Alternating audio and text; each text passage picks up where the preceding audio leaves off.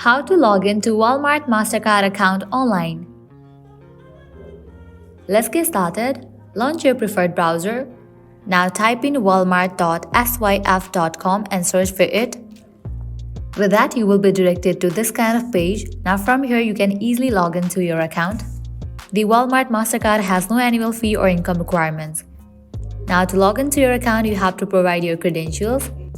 Firstly, type in your user ID and then type in your password. In the case you have forgotten your user ID or password, you can click on these options to recover it. If you want to remember your user ID, check in for this option. Once you fill this, click on the option of secure login. With that, you will be logged into your account. If you haven't registered for your account yet, click on this option and you can do that. So that's all for this video. This is how you can easily log into Walmart MasterCard account. At the end, if you guys find this video helpful, don't forget to like, share and subscribe. Thank you.